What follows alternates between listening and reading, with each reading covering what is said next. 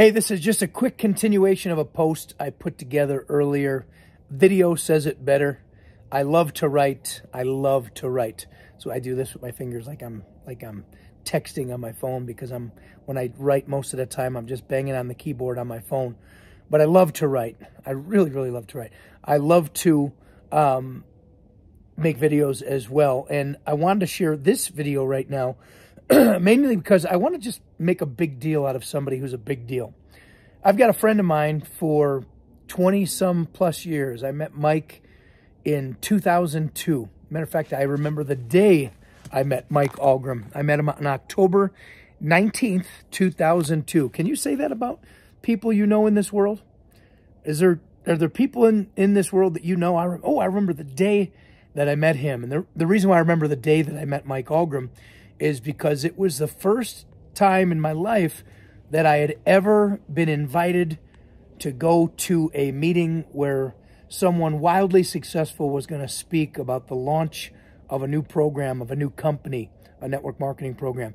That was the day that I met my soon-to-be mentor for the very first time, Mr. Richard Call. I remember the day specifically because it was the day that changed my life. My friend Warren Rosegreen introduced me to a guy named Jerry Rispoli, who introduced me to another gentleman named Richard Call. And Richard is one of the icons, one of the legends of the network marketing profession. Richard made, he did so well in the industry. And more important than the amount of money he made, he created financial freedom. And when I heard Mr. Call speak that day, he was 62 years old. There happened to be another gentleman in the audience who I would become friends with. It wouldn't be for another couple months afterwards we would start to build a close relationship. But I remember meeting him that day. I'll never forget meeting him. His name is Mike Algrim. And I'm going to get to the point here because it's late tonight. And the only reason why I flipped open the camera here is because I know there's some people that were waiting to hear the rest of the story. And I just want to brag about my friend Mike. Now, first off, just to kind of set the stage here. When you've been successful in business and in life, and especially in network marketing, like many people have been successful, when you're successful, at one point you've had a large team or you've built a massive business or organization, and there's nothing more exciting than that, by the way. There's nothing more exciting than that. You can't wait. You want to stay up late at night and you can't wait to get up in the morning. I love the industry because there's no business in the world where you're that giddy just to get after it again. If you're anything like me, that's what network marketing is for me. When I find something I love and I sink my teeth into it, and I really trust the owners, which is hard to find, and I believe in the product, and of course I believe in myself as a leader and someone who in turn believes in a product and go share it with the world, I've never had a problem to do that before. But when you've been successful, and I've been successful, and I say that humbly and modestly because, quite frankly, I'm not successful anymore. Made millions, spent my millions. But when you've done well in the industry, people are always going to come to you and ask you to take a look at this, take a look at that, and it's flattering. It's flattering. I'm always honored and flattered when people come to me with a business opportunity. There's an interesting dynamic, however, when people come to you from your past, and you may have mentored those people, you may have taught those people, you may have been one of their leaders. And in a lot of cases, every organization I've been with, I've been the leader of the business of the team that I was building. Not of the whole company, although I've helped companies cross-line and sideline. But when it comes to my team, I've been that guy. I've always been that guy. I always wanted to roll up my sleeves and build a team. However, I've always been a part of the team, not the whole team, just a part of it, just a leader. One of the leaders trying to orchestrate and build a team. And I've always partnered with amazing people. I would start mentioning some of the names of the people that I've mentored and taught over the years because they're some of the most wonderful friends and relationships that I cherish still to this day, even though we're not in a business together anymore because I'm currently not in a network marketing business. And just to let everybody know, this is not a public announcement that I just joined a business, because I didn't join a business. I'm here to brag and share something that I think is important for a lot of people out there that are in this space. Mike called me a couple weeks ago, called me up. We started to catch up after a long time. He was excited about a new business he was a part of. And of course, he wanted to share it with me. But the way he shared it with me was really cool. First of all, he told me what it was, and I said, Mike, I already know about the company. It's a very small industry, a very, very small profession, by the way. You kind of hear about everything. Even though I'm completely disjointed and disconnected from the space, I still hear about certain things, especially through social media. I've got friends that are out there building businesses, some amazing friends. And I wish everyone the best, every single one of them. Mike brought it to my attention, and I told Mike, I said, Mike, I already know a gentleman who is leading the charge with that company. And I won't even mention the company's name. It's not why I'm here on this video. And I said, I've been dragging my feet. I'm too busy in the car industry. God, you know you're out of shape when you can't hold your phone for this long. My shoulder hurts. I got to get back in the gym. Anyway, so I said, Mike, I already know about the company, but man, I hope you go kill it. I'm always encouraging people closest to me that are excited about something. I'm never the guy who wants to steal somebody's dream. I don't like that. I also don't like being attacked or people coming at me in a certain way, and that's what I'm going to talk about now, because he didn't do it this way. He came to me, said he was really excited about it, and he told me about it, and I listened. I'm a good listener, and I listened and listened and listened. I said, Mike, you know, I've been meaning to go visit that company. I am currently and actively and always open. My mind is always open. My eyes are always open. My ears are always open for something different.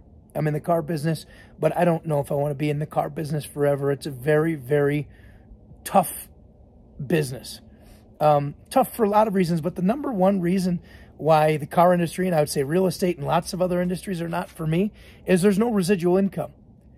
I can't sell a car today and get paid on that car tomorrow, next week, next month. You can't build a business like that as a car salesperson. You just can't. You sell a car, or you do good for a month, and you got to roll up your sleeves and do it the next month. And quite frankly, when you've experienced what I've experienced in business, especially in network marketing, where you build an organization and it grows with or without you, and you build a massive team of 100, 200, 500, 1,000, 2,000, 5,000, 10,000 plus people, and then whether you're working or not working, you're still getting paid, there ain't nothing better than that in this whole entire world. I love network marketing for that reason alone. There is nothing better than that. Now, are there some challenges to the profession? You better believe it, and I won't even go into those because I want to get back to Mike. So Mike told me about the company. I said, Mike, yeah, I've got a ton of products in my pantry. I feel guilty. The gentleman who sent them to me had the best intentions to have me really try the products, and I just haven't tried them yet. I need to. I will. I know they're going to be good for me. So actually, it's one thing I'm going to do because of this phone call is actually start taking the products. But Mike called me a couple weeks ago, and I said, Mike, if I ever did anything, I'm already tied to one of the gentlemen running the company. So I just wanted to let you know that, you know. And he said, no, Mike, I just really think you need to be a part of the company. Well, Mike called me back again today. He reached out to me today, and we had another conversation.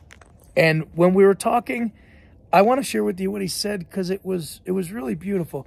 He said to me after he started telling me how he feels about it, he goes, Mike, he goes, listen, he goes, I just want to work with you.